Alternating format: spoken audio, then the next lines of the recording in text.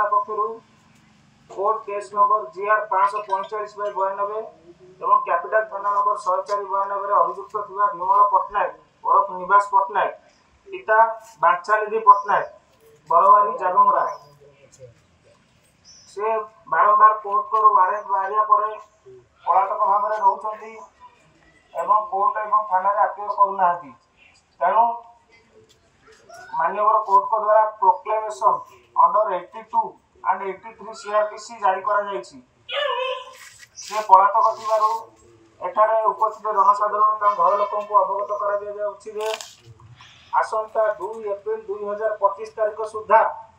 से कोर्ट रे कि थाना रे अपियर न कले ताकर समस्त स्थावर अस्थावर संपत्ति बाज्याप्त करा जिवो। आउ थरे कहि रखिया चाहूछि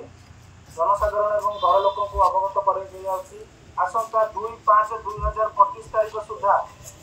कोर्ट कि थाना रे अपियर न कले ताकर